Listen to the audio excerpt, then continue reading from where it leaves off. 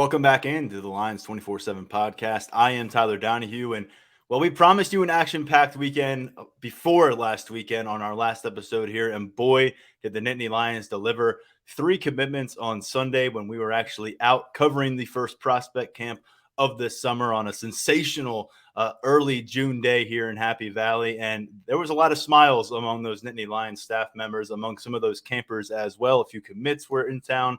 Mark Brennan, Daniel Gallen will join me in just a little while here on the podcast to break down some of what we saw on the camp field. Additionally, they were out at the Coaches versus Cancer golf event that Penn State basketball put on Friday. Gave them an opportunity to learn a lot more about where the Nittany Lions are trending now, working their way a couple months into the Mike Rhodes era with a lot of new players in the fold. But we have to begin this episode of the Lions 24 podcast, Lions 24/7 podcast, by bringing in our good friend Tyler Calvaruso to break down the latest in Nittany Lions recruiting. And boy, you did not have a weekend off, my friend. The first weekend of June, you were projecting as this one being a big one, and it landed that way. 3 commitments on Sunday. This class is up to 17 total pledges for the 2024 cycle. It is a group that now ranks 6th in the country. We're going to work our way through those commitments. We're going to talk about a bunch of the official visitors to know, but take a bow, sir, because you did a fantastic job with coverage. I know Brian Doan lends a big hand. I know that we did some work, but you, sir, did a lot of heavy lifting over the last 72 hours. And then leading up to this, I know we got another official visit weekend coming up, but want to make sure, give you a quick round of applause. I know a lot of our listeners appreciate the hustle you put in, but I still think some of them, maybe there's some doubt among them. I don't know. Maybe it's a lack of familiarity, but you're on this for a year now. So I think the respect has been earned. Yeah, man, I appreciate it. And, going into the weekend, we hinted that it was going to be a productive weekend for Penn State. And it wound up being that. So, I'm glad the intel that we've been getting was accurate. I think we pride ourselves here on getting our subscribers the most trustworthy information we could pass along. And we hit it out the park this weekend. It's great for Penn State. It's great to be part of covering such a fun official visit slate. Well, let's start with the first commitment that jumped on board Sunday afternoon, and one of those official visitors. It was a loaded visitors list last Friday and Saturday into Sunday. But Derek Plaz out of Andrew Jackson High School in Jacksonville, Florida. Yet another Sunshine State prospect hops on board with this 2024 class. Talking about a 6'5", 270-pound range offensive lineman. 3-star rating. I think he probably lands in the lower tier of this class when you look at the ratings right now on 24/7 Sports and work your way from 1 through 17. What do you make of the timing of this pickup? And what do you tell some of the fans out there who see the rating and see the lack of available space right now in this 2024 offensive line class, and they kind of try to marry those two and feel comfortable with it?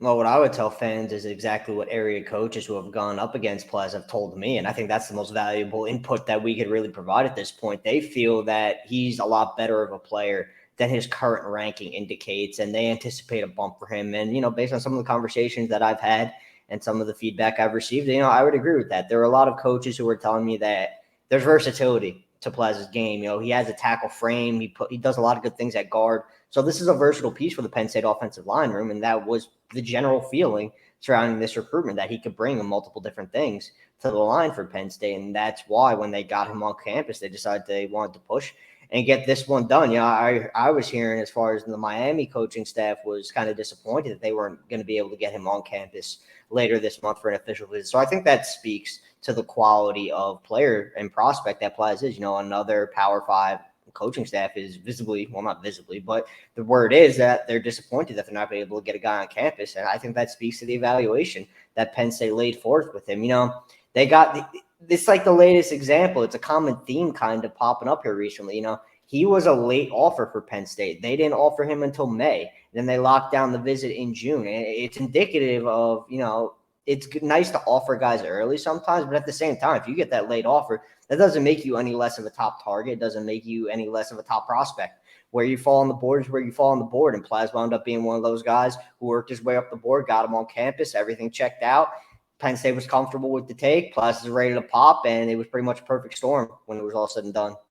And we got to note that the conversations don't begin when the scholarship offer is extended. They precede that sometimes for months, sometimes for a year or longer, where you're having conversations, making sure the prospect and his family know that you are on the radar but you're not quite ready to take that next step. And sometimes it materializes. The timelines are also different when you analyze how a recruiting class comes together. And as we analyze how this offensive line group has come together, of course, this 2024 class began with, and for a long time consisted of, Cooper Cousins, a top 24/7 offensive lineman out of the state of Pennsylvania. It has grown in a hurry. Donovan Harbor helped get that going about 6-7 weeks ago at this point, a 4-star prospect out of Wisconsin. You had Garrett Sexton, a 4-star prospect out of Wisconsin as well. And then you go down and you get Egan Boyer out of North Carolina. We talked about Brewer and what he may be able to do. We're not quite sure where he lands in the trenches. We'll talk about that a little bit more from the camp circuit, but where are we right now? Did I miss anyone? Phil Trautwein has so many targets out there, and he's already got a lot of commits locked up. This is obviously going to be a very large offensive line class. Oh, man, you laid it out pretty well, I'd say. It's tough. I give you credit because, like you said, there are a lot of names to go through on the offensive line. But that's not going to be the case much moving forward because, those spots, man, they are shrinking.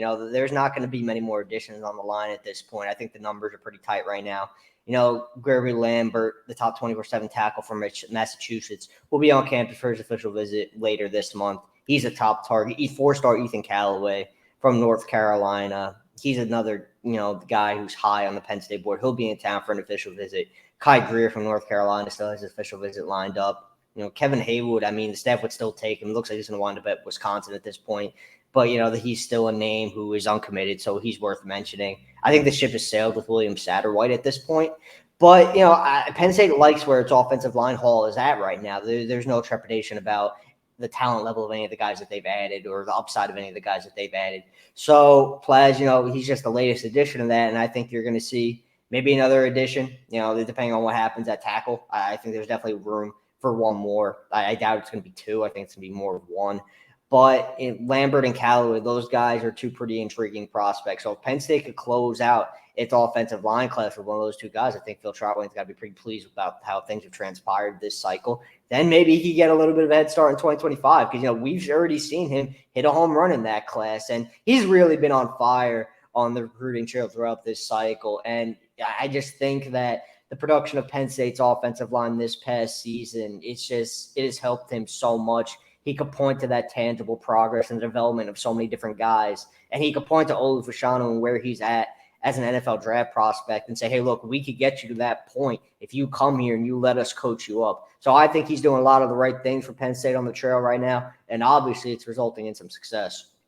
And Phil Trautwein is stacking this class upon a 2023 group that had 4 blue chip players, 3 of them in the top 24/7, and one of them a 5-star, 3 of them on campus, Chim Diono en route this summer, and a lot going on in that offensive line room to like. We talked so much about the skill positions at Penn State, but what has happened here in the past 18 months or so in terms of perception and development is remarkable. And now Plaz throws his hat in the ring for that group. Let's switch sides to the defensive line here. And as you said, when you broke this, when the news broke and you put it out on Twitter, Deion Barnes is on the board in the form of Xavier Gilliam.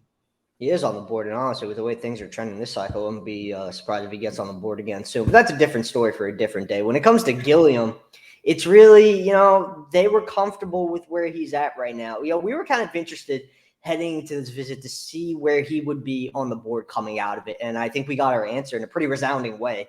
Everything checked out with him size-wise. He's around 260 right now. Staff's anticipating he'll be an interior guy at the next level. They're thinking he'd add another 20, 25 pounds, be an interior guy that they need. They've tossed around the idea of taking as many as 4 interior guys this cycle. 3 to 4 is the number that I've heard. So Gilliam's a pretty good starting point. He's played a lot of defensive end throughout his high school career. And, I think he's going to have to acclimate to playing on the interior at the next level. But if the staff didn't think that he could accomplish that, they wouldn't have been prepared to take him as they were. So I think that he's a culture fit. I've heard a lot of good things about him as an off the field, how he fit around the players and the staff during his official visit. A lot of positives on that front. He seemed to mesh with everyone really well. And Barnes it all came together for him. And I think that Penn State's pretty pleased that Gilliam is on the board. And now, they are in a good spot with a lot of higher ranked targets as well. So I think defensive line recruiting is stock up. I mean, it feels like the ducks are on the pond right now for Deion Barnes, right? Yes. The work has been put in. Now you're crossing this bridge, getting the official visits done. What is the developing feedback on Barnes that you're hearing to this point? This is obviously a great example of someone who's ready to take a step forward with him, but why do they seem all of a sudden so well situated to build out this defensive line class and go from 0 to 60, between now and midsummer? It's interesting because I remember when Barnes first got hired and me and you were discussing him, I said, it might be wise to judge who he truly is as a recruiter in the 2025 class because it does take time to build up these relationships. And granted, Barnes had a little bit of a different circumstance than most new position coaches, him working under John Scott Jr. and being around the program and playing such a big part in shaping the defensive line board and having familiarity with a lot of these kids. I think that has definitely helped him in this situation. But it's a different beast when you go from behind the scenes to being the guy as a defensive line coach, and it's on you to bring these guys in. And I feel like all the recruits that Barnes has interacted with throughout this cycle, and the recruits that he's prioritized throughout this cycle, the main feedback is he's just a really relatable guy, and they feel like they can trust him with their development, given the fact that he made it to the NFL. And, now that he's back in the coaching ranks, he could pass that knowledge along to them. I think Amaris Williams is the most glowing example of this. I just talked about Barnes having familiarity with so many of these guys from the John Scott Jr. era. I mean, Williams gets his offer in late May. He's locked in for an official visit exactly 1 week later. And now Penn State is his top school. I mean, that wasn't a pre-existing relationship. That was one that Barnes went out and formed on his own. And in such a short period of time, look where Williams is at on the board and look where he has Penn State on his list. So I think really Barnes has accomplished a lot of really good things early in his tenure. And if this is a sign of things to come in terms of, closing out the 2024 cycle with a really impressive defensive line haul, I think 2025 could be, another really special group. And I think maybe in a year or two, we could take a step back, look at this hire and say James Franklin hit a home run going internal and hiring Barnes. You can see it just in some of those dynamics, the way there's interactions with the guys who are on this roster, the way there's some interaction with guys who are on the camp circuit. He's only a decade removed from completing his own college career. Yes. That feels more like a big brother vibe than an uncle or a father, that kind of a something that you might pick up with an assistant coach. So certainly a different dynamic in play there. And I know some people said it was a roll of the dice because of the lack of a track record as a position coach beyond the high school level. But here we are seeing that recruiting momentum. And obviously the proof is going to be in the pudding when they get after the quarterbacks and have to stop the running backs that the Big Ten is going to throw their way all season long. So that came right around 4:00 p.m. when we're out on the practice field. Everything's humming out there. A little bit later on, 8 p.m., we're getting ready to write all our camp recaps. We're doing all that stuff. DeJuan Lane pops. And this, stop me if you heard this before, Penn State adds a long safety to a group that is just incredibly impressive under Anthony Poindexter. We talked about Dakari Nelson. He was on this podcast a couple of weeks ago. He's got that insane wingspan. He's 6'3", 200+ pounds. And DeJuan Lane brings that length. And this is a man who is not afraid to get physical at that spot as well. It was the biggest get of the weekend for Penn State. And he was one of their top overall targets throughout the cycle. He was definitely their top safety target at this point in the cycle. His recruitment overall was one of the quieter ones. He wasn't really a fan of the entire process and the fanfare that comes along with it. I think all he really did was release a top 5, and then he scheduled one official visit, and that official visit wound up being to Penn State, and he didn't have to schedule any more after that. That's how comfortable that he felt when he got to campus. And I see a lot of Dakari Nelson here. Their skill sets are similar. They're not the exact same, granted. I think Nelson's a little bit more of a cover guy than Lane. But, man, if you watch Lane's tape, boy, can he hit. I mean, that guy is a sound tackler for a recruit at this point in his development. And, we always get the question whenever we get a commitment, can this guy help Penn State beat Ohio State? Can this guy help Penn State beat Michigan? Can this guy help Penn State get to the college football playoff and compete for a national title? I think when it comes to Lane, it's a very easy answer, and the answer is yes. And this is a guy at Gilman High School down in Baltimore, a bunch of offers, 20+ offers. And really, like we hear from recruits so much about their recruiting process, but there's the examples like this where a guy is a 4-star caliber prospect, a very wanted man beyond his own home region, and yet it's neat and tidy. You're not going to read a lot of quotes. You're not going to see a lot of updates on the social media, not going to see a bunch of pictures of him in jerseys. Some people just approach it a little bit different, and DeJuan Lane finds the finish line on his own here with the Nittany Lions. So 3 commitments come on board on Sunday. That's 17 total now, Tyler Calvaruso. It's the number 6 class in the country for the 2024 cycle. And there's a lot else to get into from the weekend because there were a lot of official visitors from coast to coast, really. And let's go with one of those long distance visitors. We talked about the junior college cornerback on our last episode, Sione Leolea. I don't think I said it right this time. I had it right last time. But he comes out here, gets on a plane, comes out to central Pennsylvania. What did he see? This is a junior college prospect from California. See, now it's me to be the one to correct you on the name. It's Lolea. Yeah, I apologize. There you go. No, the tables have turned today, man. That's a win for me. I'm going to take that with me. It's going to make my day. Take it with you. But with Lolea, that visit went about as well as I thought it was going to go. He loves Terry Smith. That relationship is a really sound one. He's been really appreciative of the fact that Terry Smith made it out to California to deliver that offer in person. That was something that has really stuck with him throughout his recruitment. And, getting to campus and meeting with Terry Smith and the rest of the staff went very well, and I think Penn State's in a pretty good spot here. The one thing is with Lolea, distance is what we're hearing. Distance is going to be a factor.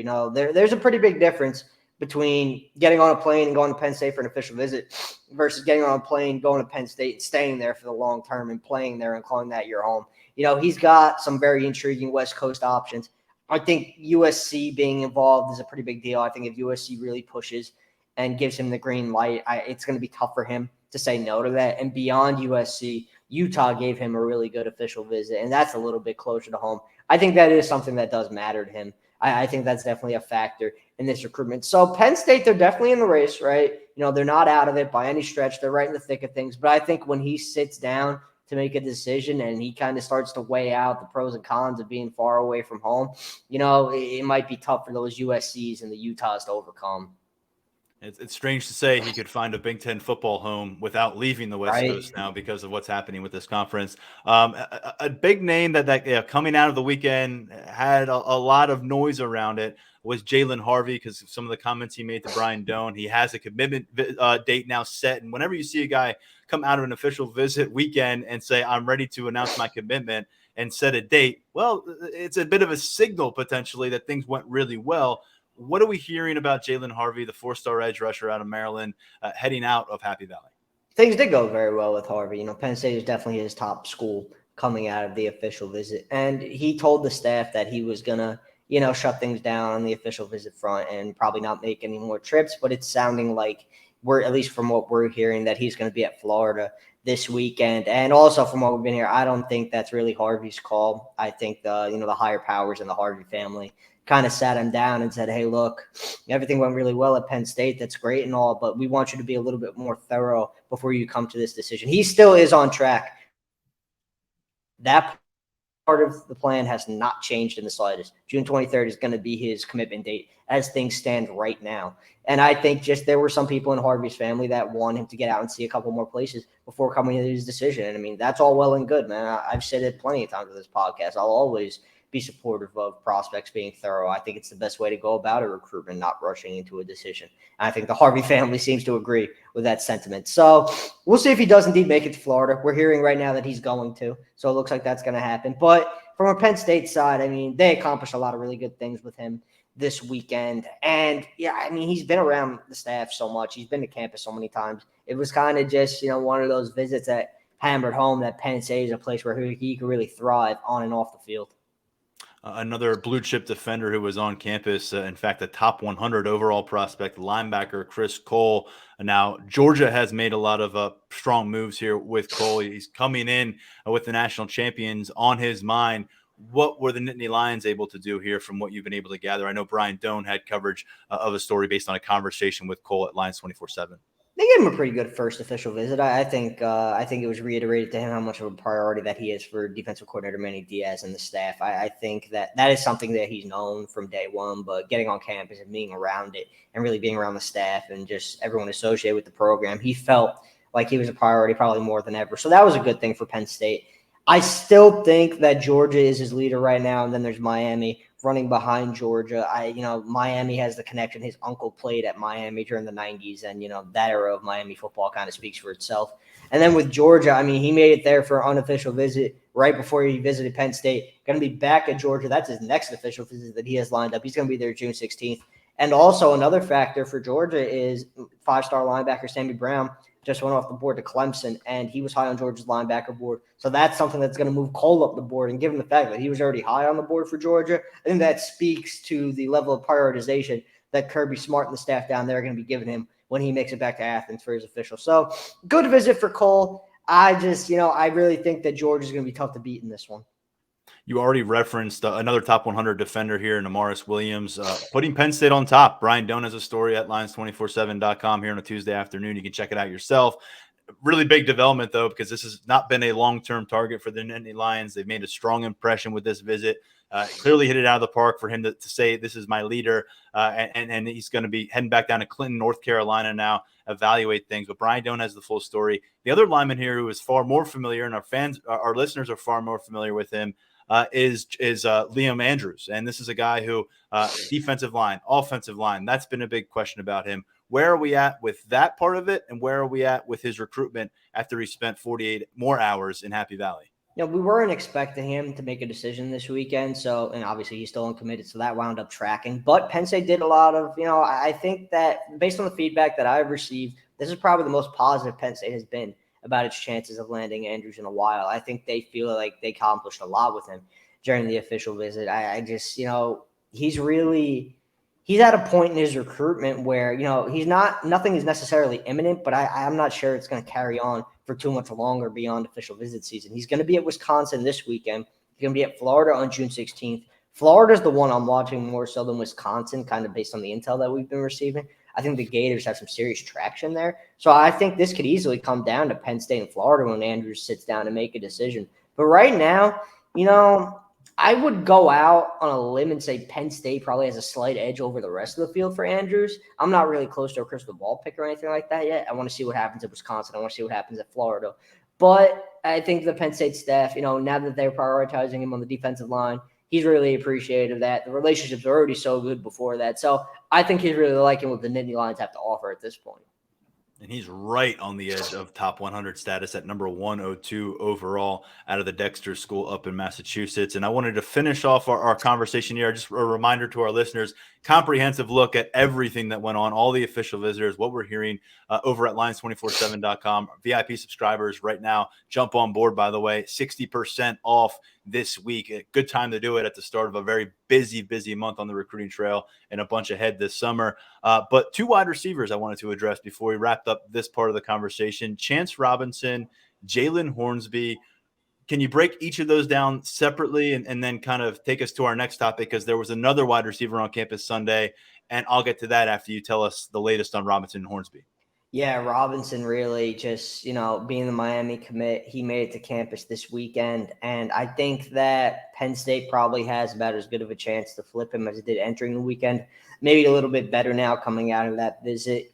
Florida seems like it has some juice with Robinson. He's going to be there for an official visit later this month. I might go out as far as to say that if Robinson stays committed to Miami, it's probably a good thing for Penn State's chances. If he moves over to Florida, I think that kind of squashes things for Penn State. I think as long as Robinson is committed to Miami, Penn State's going to have a pretty good chance to make a move. That's kind of the gist that we've been receiving coming out of this official visit. And then with Hornsby, Hornsby's in an interesting spot on the wide receiver board. He's kind of in that similar tier to the wide receiver that you're going to get to here in a few minutes. He was a good official visit, definitely. And I think that Penn State made a very strong impression on him, and they're high on his list coming out of this visit. It's West Virginia and Texas A&M for him moving forward. West Virginia is going to get an official visit this weekend. Texas A&M after that. Then he's going to sit down and come into a decision. Thought Rutgers was going to get a visit. Not really sure if that's going to come true at this point. But Penn State in a really good spot for Hornsby coming out of it. Really, right now, it's more about sifting through where he sits on the board and how other chips fall. Yeah, we teased the other 2024 wide receiver who we sold in Sunday camp action, and that is Peter Gonzalez out of Central Catholic in Pittsburgh. They've got one player on the board. This is 2024 class from Central Catholic and linebacker Anthony Specca, who also camped. We'll get to some of our camp takeaways with Mark Brennan and Daniel Gallen in just a few minutes. But on the recruiting front with Gonzalez, Penn State wasn't shy about its feelings with Gonzalez. It was apparent when we were monitoring things during camp, before camp, and after camp. He showed up and right at registration, James Franklin embraced him, made it very clear to Peter Gonzalez that he is a wanted man. We spoke with Peter afterward when he was heading home back west and told us, look, James Franklin said the best in PA stay in PA, and they think I'm one of those guys. So when you show up to campus and that's your initial interaction with anyone, that's a big deal. And the rest of the day went really well for him. It said it gave him a lot of confidence hearing that from James Franklin early on. Went out, tested very well, as we documented at Lions 24/7, showed that speed. He's now about, 15, 16 months removed from a torn ACL that he suffered last winter in the winter, early February 2021 or 2022, I should say. Somehow he made it back. He played a junior season. 7 months later, he was back on the field in September. He caught 8 touchdowns, 700 plus receiving yards, but he feels like he's a different athletic specimen right now. I think that's going to show up. He's targeting 1,200 yards, double-digit touchdowns, but he went 4.54 in the 40-yard dash. We saw him go 4.15 in a shuttle. There was a slight slip on that shuttle. He impressed on the triple broad jump. I thought went 33 plus feet, showed that kind of spring out in the field, showed that some suddenness, and showed some straight line speed that I think we were wondering if we get from Peter Gonzalez. And a big part of this is you got to hammer it home to people.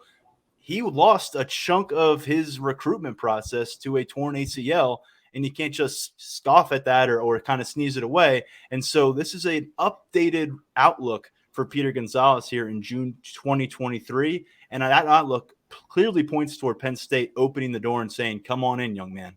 Yeah, I mean, you just mentioned it, man. That ACL injury really cost him the opportunity to get out on the camp circuit and really show a lot of programs who he is as a receiver and what he could bring to the table. But being a local kid from Pittsburgh, I mean, Penn State's well aware of it. And getting him back on campus this past weekend at camp, I mean, really just kind of hammered home that, he's where he needs to be athletically at this point coming off the ACL. He tested very well, and the staff is very impressed with him coming out of that camp performance. They were already impressed, but getting him in town, getting him to work with Marcus Hagan, seeing how those two gelled. Gonzalez is a guy who's been moving up the board for a while, and that remains the case. I just think that, Virginia Tech has done a really good job with Gonzalez, but when he makes it back for his June 16th official visit, and assuming he does maintain, a green light, it's just tough to see him saying no to Penn State at this point in his recruitment. You just get the vibe that he really wants to be part of what the Nittany Lions are building. And, assuming that he is indeed given the opportunity, and that's what it's sounding like. All signs are pointing towards that coming out of this camp performance. I've just got a tough time envisioning him not winding up in this Penn State class at some point during the summer. And Miami is the other school that rounds out that top three, but certainly the sense is here that it's Penn State, it's Virginia Tech, very high on what the staff has sold them, how they have embraced the Gonzalez family down there with Brent Pry and Tyler Bowen, familiar names for Nittany Lions fans, but there is a real connection in place between him and Higgins now, and we'll get into some of that and how that was established further on Sunday when Mark and Daniel come on board because they spent a lot of extra time together. But this, and Peter Gonzalez, his dad went to Pitt. He, by the way, I'm told mom is the true athlete in the family, former volleyball player. But there's a kind of a sense, I think, that he's been one of those in-state prospects. And even when the offer came fairly early in the process, where I think fans kind of looked at it and said, yeah, it's an in-state offer, but is it one that really materializes? And to me, I think it's important that you look at it through the lens. I know we want to see new film on this guy, especially, coming on well after his injury, and we're going to get that this fall. But based on what we saw in a limited sample size on the field, and I know he's been working the camp circuit pretty hard, so, he wasn't coming in super fresh. Based on what we saw, he's a guy whose athleticism checks out. He's 6'2.5". He's right around 200 pounds right now. And he was, very much not just a guy who was getting the attention from the coaching staff, but from Ethan Grunkemeyer, the quarterback who we talked to on this last episode of the podcast. The commitment was on campus, throwing the ball to him. He made it very clear to Peter before they parted ways that it'd be nice to keep throwing the ball to him in Penn State practice facilities in the future. So what's your sense right now? He says he's going to Penn State. We know he's going to be at Penn State here in a couple of weekends, Father's Day weekend. He says the plan then is Virginia Tech. And then based on our conversation Sunday, he wants to close up shop as soon as possible after that visit down to Blacksburg. So where are you at right now? You just had your crystal ball watch list. Is this one of the guys who would be near the top or at the top of that list if you were going to take the plunge on a prediction?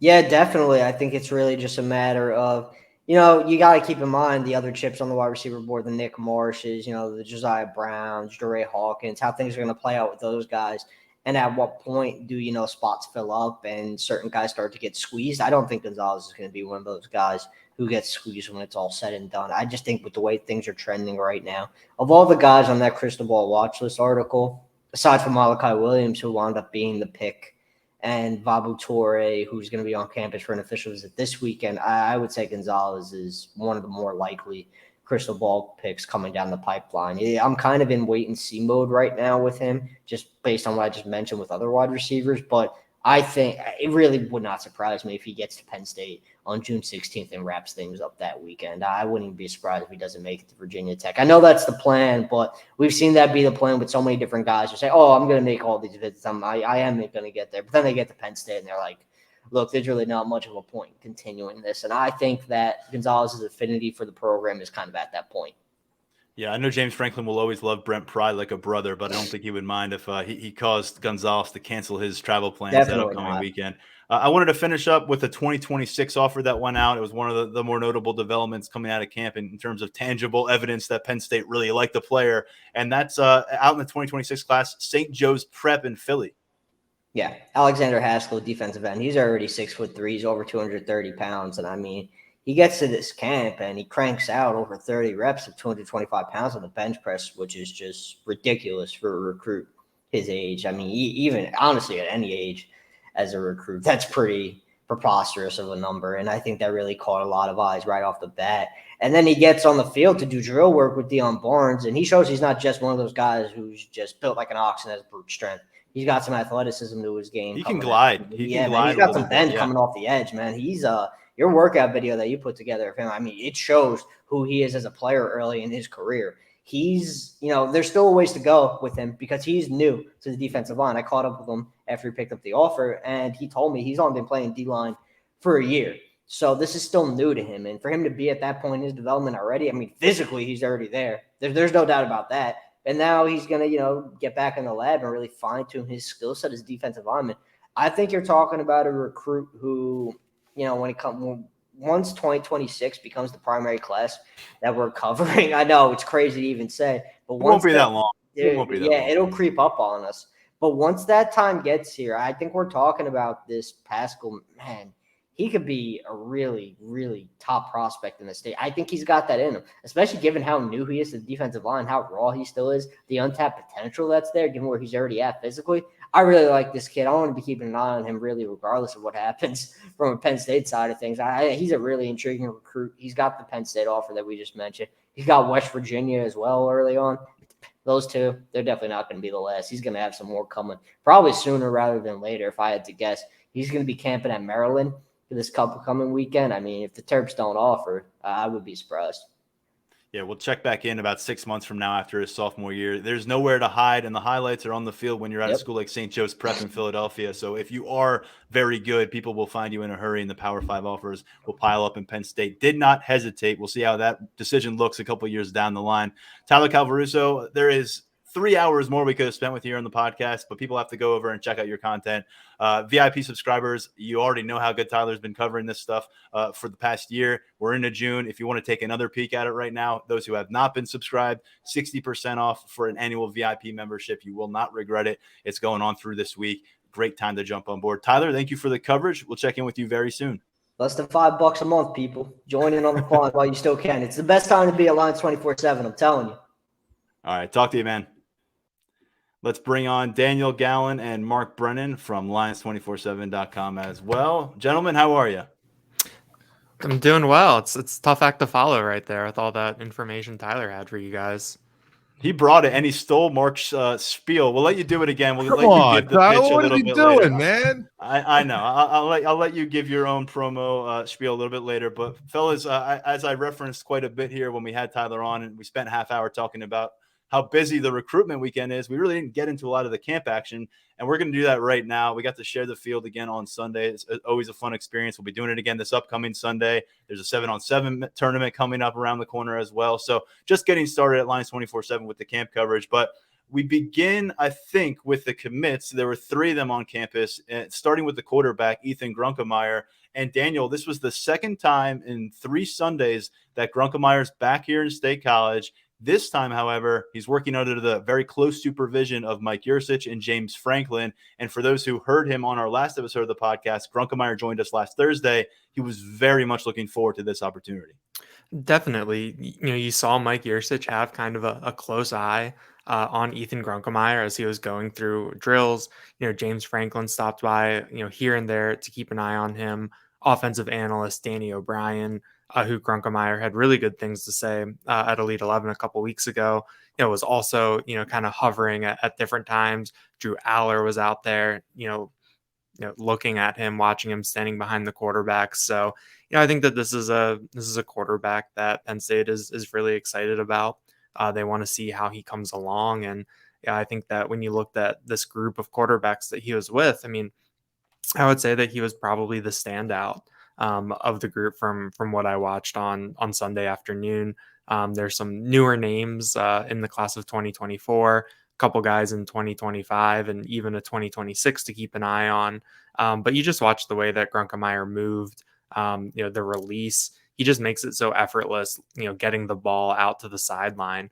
I think that was something that I really, wanted to keep an eye on is, how much labor does it take when someone is trying to throw it to someone right on the sideline, and Grunkemeyer made it look easy. So, it's going to be interesting to see, how he performs in Elite 11. It's a week away. It's going to be a pretty big showcase for him and, really putting him on the national radar.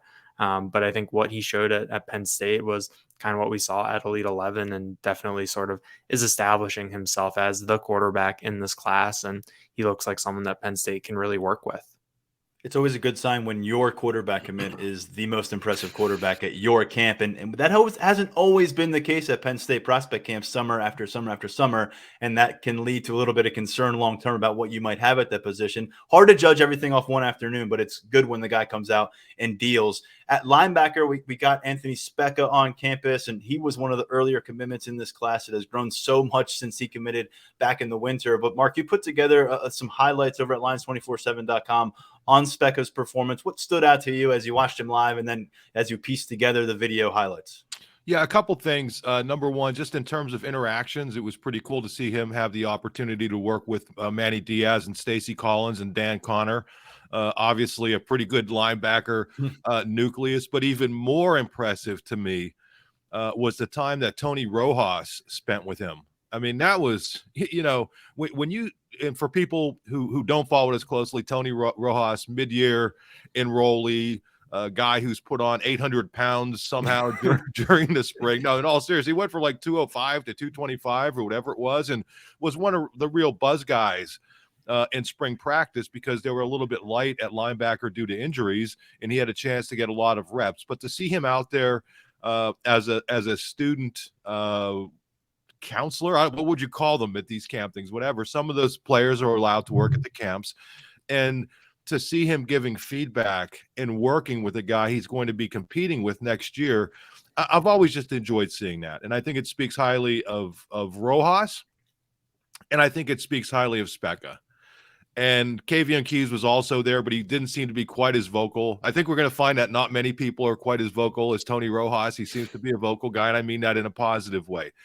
But in terms of Specca as a player, I would encourage everybody to go look at Brian Doan's evaluation of him, because I just went through it, and it is, from what I was able to see, Doan looks at hundreds of hours of tapes, and I'm sure has seen him in person and all these things. But you are looking at a guy who looks physically like he's ready to play linebacker at the college level right now.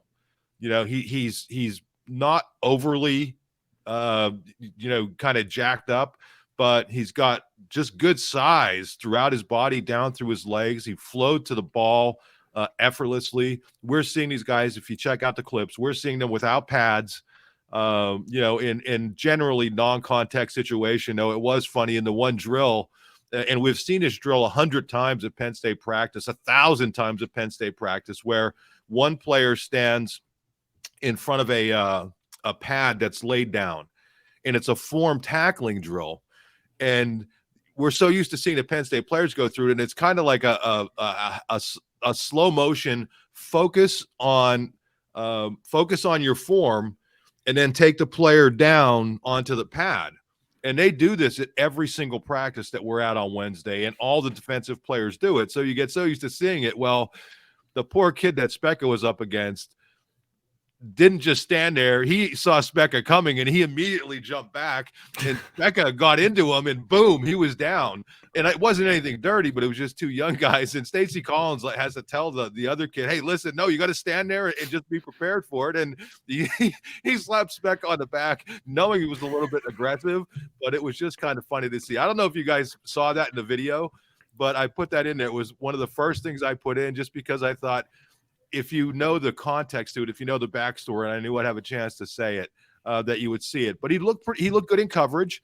I would encourage everybody to go look at Brian Doan's thing, because it is absolutely spot on. And I'll bet you if you look at film of this guy as much as Brian did, you will see the same type of things. You know, athletic, again, just looks like even with a beard and everything, he looks like a guy who's older than 17 or whatever the heck he is. So I think Penn State's going to be getting in a linebacker, another one who's ready, if needed, to make an immediate impact. I don't know that they'll need him to do that, but I think if you looked at him physically out there, he just looked different than every other linebacker out there. He looked like a guy that you could put in the Penn State practice right now.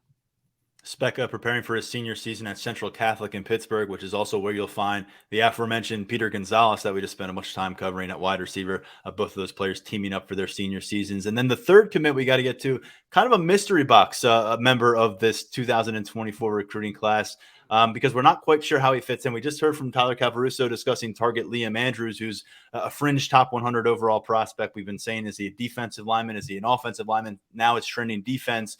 Well, Caleb Brewer has been very much that jumbo athlete conversation as well since he issued his commitment coming out of the blue-white game. And I know you were watching him for a while, Daniel Gallen. This guy at 6'4", 275 pounds. I mean, I couldn't find much jiggle on that body frame. He's got a lot to build off of, but I can understand why you'd phrase him as a jumbo athlete. Working through those offensive line drills, you don't necessarily see a natural Power 5 offensive lineman in play right now at this point, but you think, oh, if I'm a high school coach, I'm going to put this guy at running back. I'm going to put him at defensive tackle. I'm going to put him at linebacker, at tight end. But what do you do if you're the Penn State staff? And that's what they've got to figure out between now and 2024. I mean, I think it's kind of it's a good decision to make, because like you laid out, Caleb Brewer, 6'4", 275, he's every bit of that. You can see the athleticism on him, sometimes with interior or like trench prospects, you don't necessarily see that right away.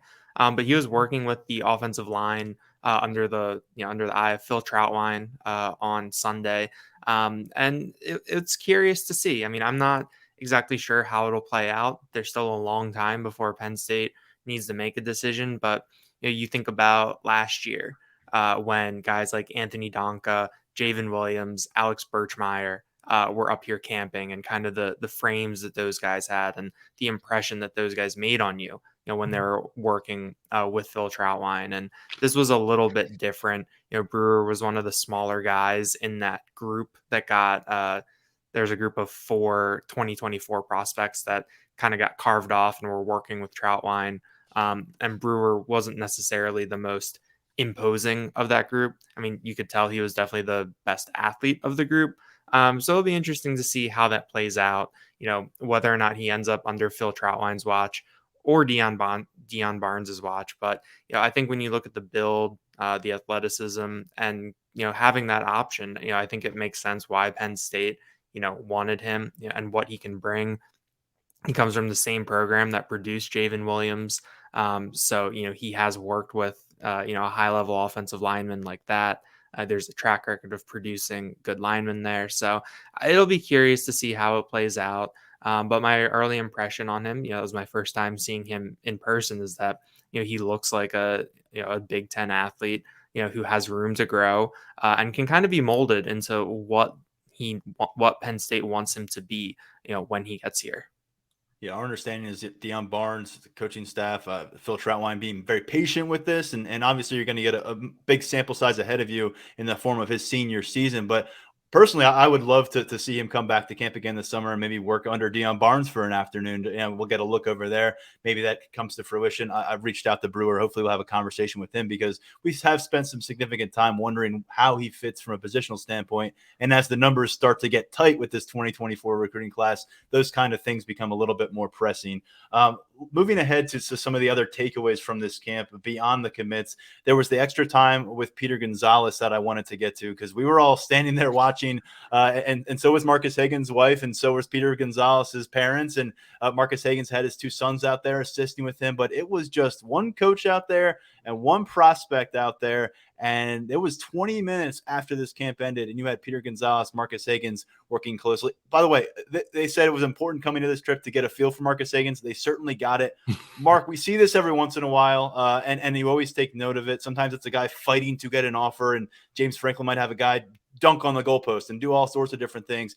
But this was definitely a pupil and a mentor feeling each other out a little bit, trying to see if they were a match. And it certainly felt like a fit based on the conversation I had with Gonzalez later that evening. Yeah, I was more impressed by the robo quarterback. I mean, I thought that thing was quarterback. Once they got it dialed in, it was unbelievable. But yeah, I mean, wasn't it? I mean, that thing was incredible. But it had a shaky first quarter, but they got robo quarterback. Marcus Hagan's dad was or kid was saying, "Dad, could we just throw him the ball? Wouldn't that be easier?" But you could see eventually why they used it, because then Hagans was able to be there, working with him on his on the way his hands were and the way his feet were, weaving through bags and stuff. That was really interesting to see. And yeah, I mean, you got the sense kind of early in the day that this was a guy that they were really comfortable with. And I would be willing to bet that everything that they were doing after camp was kind of the cherry on the top, and making sure he was as comfortable with the new position coach. And it sure seemed like they were. So they got an eye full of him. He did not do every single test, I don't think. I may be wrong about that. I know that he did run at least once. But he, I think they saw enough of him that they're comfortable. They saw enough of him that they were comfortable with him. And I think some of the stuff afterward was just more of that relationship building. And hey, this is the way that we coach receiving. We just want to let you know how that kind of thing goes. But it was cool to see. It was cool to see different families there, and I think that's a big part of the recruiting. Not just you being comfortable with it, but you have a dad who knows a lot about football, making sure he's comfortable, and everybody else. So that was fun to see, and it looks like that sure seems like a match made in Happy Valley to me. We'll see. We'll see on that one. The timeline is not very long with Gonzalez, and he will have an opportunity and his parents to come back. And there's a lot that goes into those official visit weekends, and a big part of it is the social dynamic and building those relationships further. He's just now at this point 11 or 12 days away from being back on campus and doing that again. And by the way, also involved there for a bit, I said it was one coach, Calvin Lowry, who played here at Penn State, went off to the NFL, has gotten that power, that FBS experience as a position coach, and is now on the staff assisting with the team. He was also part of that workout for a bit as well. And the other one I wanted to note was a 2025 prospect here in the state of Pennsylvania. And when it's a tight end offer and when it happens early, we take note, because Penn State has signed, I believe, 7 4-star tight ends since 2018, and Luke Reynolds stands to make it 8 come this winter. Brady O'Hara may be that next one stepping up, and he got a long look from Phil Troutwine and Ty Howell as camp came to a close. Definitely. I think that Brady O'Hara is someone who really makes an impression on you visually. We have him at 6'6", 235 pounds, and that's legit. I think that you're kind of, when we were in the camp setting, you kind of turn one way to an area where usually nothing's happening, and then you turn and you look, and like Ty Howell, putting Brady O'Hara through the paces. Later, when Peter Gonzalez was working with Marcus Hagans, Phil Troutwine went over and was observing O'Hara as they were going through things. I believe O'Hara got paired with Ethan Grunkemeyer at least once going through the one-on-one drills. So it's kind of all the little things that you look at to kind of put together the interest. But I think that he looks the part. You can see where there's some development that still needs to happen, kind of continuing to grow into that frame and refining things a little bit. But I think the fact that Penn State is on him early and was giving him that extended look suggests that, there is some interest there. And he's another high level prospect that they're going to have their eye on at tight end.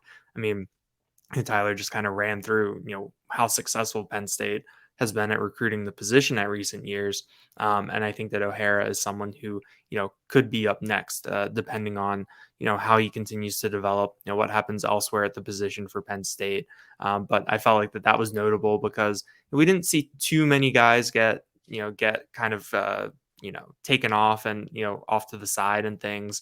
So I thought it was notable to notice O'Hara, working with Hal, and then even having Troutwine come over as they were going over some more blocking stuff. O'Hara, by the way, a rising junior at Pittsburgh North Catholic High School, early top 24/7 prospect in that cycle per 24/7 Sports evaluation. Any other standouts, takeaways we want to get to? One that I wanted to mention, Tyler already got to it, and Alexander Haskell, the St. Joe's rising sophomore, who really put on a nice clinic of what he's capable of doing early on in his career from an athletic standpoint, comes away with the offer. Either of you feel free to chime in before we change the subject. Yeah, from a historical perspective, I just wanted to say it was cool to see Jimmy Kennedy and John Gilmore, two former Penn State players. Both of their sons, Grayson Gilmore and Devin Kennedy, were there as DNs. Not sure if they'll end up at Penn State, but it's nice to see former players in all their Penn State gear, bringing their kids to camp and having a chance to interact with the coaching staff. And that was I just enjoyed seeing that. So Jimmy Kennedy, always a stand-up dude. Out in Arizona now, and I think John Gilmore's down in Florida, but both guys went on to play in the NFL, have always represented Penn State very well. And cool to see their kids coming back around and maybe having an opportunity. Mm-hmm. In the defensive backfield, I think Ethan Long stood out to me, safety from Brunswick School in Connecticut.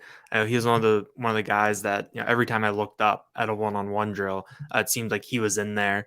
He had a rep against Brady O'Hara where he was very, very physical. He had another rep later against another tight end where he just kind of got body positioning and just sort of ran the tight end off the sideline. So there was nowhere for the quarterback to throw the ball.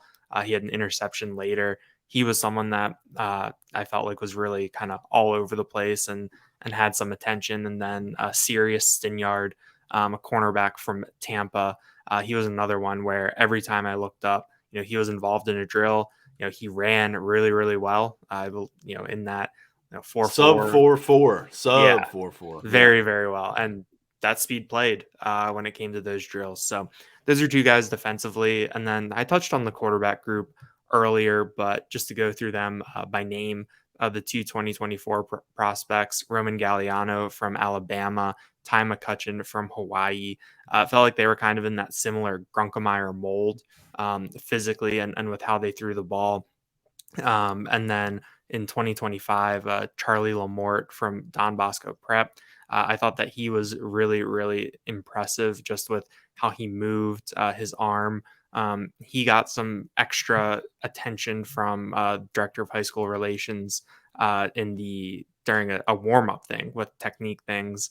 And then finally, Nathan Bernhard from Ohio, class of 2026 guy. I know that Penn State has been in on him early, and he's kind of he's a different type of different body type. He's 6'5", 210, looks every bit of it, and he threw a very pretty deep ball during one-on-one. So I think quarterback is always something that it's easy to pay attention to at these camps, but those were that group of guys, along with Grunkemeyer, stood out to me and had my attention through, individual drills and one-on-ones.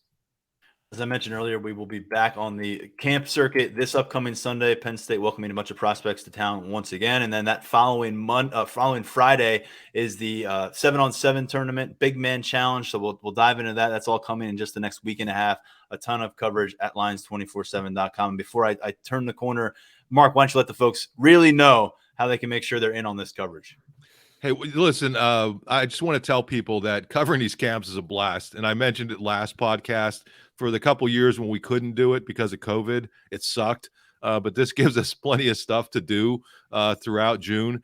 And, all of us kind of chipping in and becoming part of the team recruiting coverage and doing live updates from camp, I just think is pretty cool. And along those lines, if you want the top VIP coverage, of Penn State football, Penn State football recruiting, come on in. We have a special for 60% off. It ends up being a great deal. And June is as busy a recruiting month as there is anymore. So this is a great time to do that. Obviously, Tyler Calvaruso on the pod earlier does a phenomenal job as a site-specific guy. And then we have the best recruiting network out there. And we have, in my view, Brian Doan, who, helps us as much as anybody, and Steve Wilfong. It's just an unbelievable team, and to be able to rely on all those guys is great. And to get the ultimate of all of that coverage, it really helps if you're a VIP subscriber. We've had great numbers. We appreciate all of our current subscribers. If you're a current subscriber who's no longer on a promotional plan, make sure you get Paramount Plus. That's a nice perk that comes along with it, and it's going to get even nicer as more and more Penn State athletic events end up on CBS. But yeah, that's my spiel. I can talk all day, but check out the promo on our front page and look at the premium content, look at the VIP content and what you're missing. And it's a great opportunity. We'll always have free stuff. People could always post for free on the message boards, but the VIP takes it to another level. All right. Thanks, Mark. A few more topics to hit before we finish this podcast, and certainly need to get into this one is Mega Barnwell no longer on the Nittany Lions roster. One full semester here on campus. He was among those many January early enrollees, listed at 6'6", 270 pounds initially here with the Nittany Lions, a prospect that for 3 years, it seemed, we were wondering where was he going to play for this Penn State team when he got to campus. That remained a question even after he got to campus. Tight end, the initial landing spot, but certainly you had to wonder, given the size and a lack of speed, quite frankly, if that was going to be the staying point. Was he a defensive player? Was he an offensive lineman? A lot of questions there. If those things come to fruition at the college football level, they will take place on another campus. And Mark, you were able to get us confirmation on this one very quickly for our breaking story yesterday, and quickly Penn State was able to confirm it. But we hate to see a kid leave. It doesn't happen often. There's a few different instances, but there's not a lot of details here. And I think the one thing that you can kind of hang your hat on is, I don't know how he impacted this roster in 2024 and beyond. And so with him out of the equation, I don't really know that it changes a lot of your long-term outlook in any specific position room. Yeah, we have an opportunity to talk to James Franklin on Thursday and all the coaches. So maybe we'll get a little bit more detail, but this is just me speculating. It sure looked like at some point the rubber was going to meet the road with discussions about this guy having to play offensive line or defensive line, because he's just so big. And I think the athleticism would translate to those positions maybe better than they did to tight end. And then you look at their tight end roster, Tyler, and you were just going through it. And it's like, okay, now you just bring in Rapplier. Is that right? Rapplier. Yeah, Rapplier. Yeah. So you just bring this kid in. I had a chance to see him down at the visit to the Hershey Children's Hospital, and he looks physically like a guy who's ready to play. And again, I'm not saying that means he will play, but all of a sudden we didn't see much of Barnwell till late in the blue-white game. And I just think you put all these things together. Hopefully, wherever he lands, it works out well for him, because he seemed like nothing but a nice kid, right? I mean, all the dealings that we had with him, seems like a nice kid from nice family. So hopefully it works out well for him. Yeah, we'll monitor this. As far as we understand, he posted something on social media from a Penn State classroom this week. So I'm not sure. We don't want to go too far down the road when we don't know the story in the next 48 hours or so before we get back in front of some microphones and have our next podcast. I hope to have some more clarity on Barnwell. But what we do know is he's no longer a member of this roster moving ahead. So the freshman class, down one guy, it helps you a little bit in terms of trying to figure out how to get to those 85 scholarships as they're going to need to get there. But you never see it. Like to see it end this early for any kind of college student athlete. Just looking back in the rearview mirror now, before we look ahead to 2023, Mark, 3 guys are on the College Football Hall of Fame ballot for 2024. Kajana Carter, Paul Posluszny, DJ Dozer. Where do we land in terms of those 3? If you had to kind of set a pecking order for who might be most worthy of consideration, I know it's a loaded question for you, but I think you're as good of a. Okay, well then go for it. It's criminal that Kajana Carter is not in the College Football Hall of Fame right now. It's ridiculous. I mean, you see people who are in there and they're all deserving, but this is a guy who averaged 7.2 yards per carry in his career, 7.8 yards per carry as a junior, his final year when Penn State went undefeated and should have won the national title. I mean, how is this guy? And listen, I guess there are two ways of looking at it. That he was surrounded by tremendous players in Kerry Collins and Kyle Brady, other guys who went in the top 10 of the NFL draft the same year he did. And there were great running backs on that team as well, and Mike Archie and Mikey Pitts and Brian Milne and Whitman. But I think you look at those numbers, and had he played 4 years, I mean, this is a guy who would have rushed for over 4,000 yards in his college career, despite playing with that sort of talent. He also had a great offensive line. I know that, but I just think by the sheer numbers, and that's not a knock on DJ Dozier or Paul Posluszny. Those guys were both great players. I think Posluszny is going to end up landing in the College Football Hall of Fame at some point. Dozier's been on for a while. I would love to see him get there.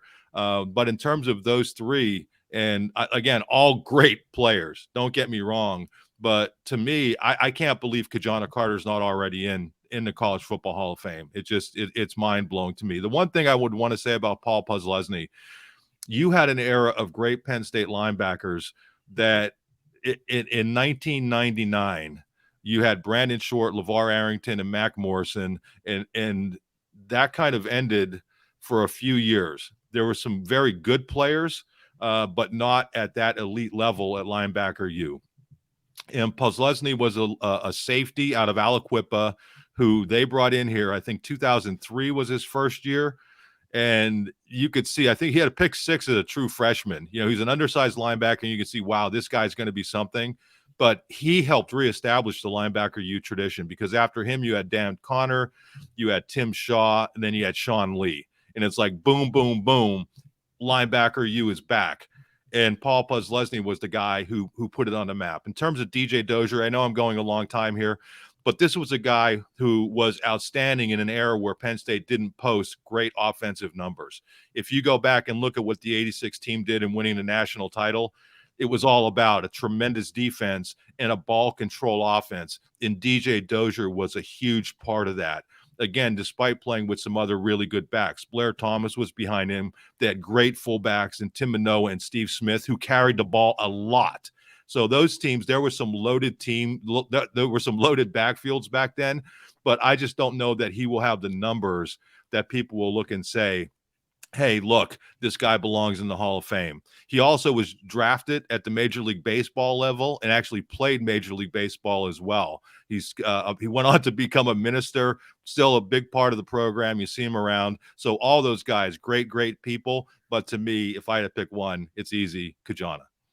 I don't think you'll find a better breakdown of this Penn State Hall of Fame ballot class than what we just heard from Mark Brennan. I will not ask you to throw anything on top of that, Daniel Gallen, although you wrote the story about the ballot announcement. But I will ask you to get into some basketball conversation, because while we have, Penn State football's rightfully reclaimed our focus here the last couple of months here on the podcast. But along the way, Penn State's been piecing together a new look edition of what they're going to put on the floor for this 2023-2024 season. You guys were both at the Coaches vs. Cancer golf tournament here in Happy Valley last Friday. And I want to start with your notebook, Daniel, because as we finish this podcast and kind of give us the bullet point, not necessarily the 5 minutes of what's going on Penn State basketball, but for those who've been kind of checked out, what do they need to catch up on?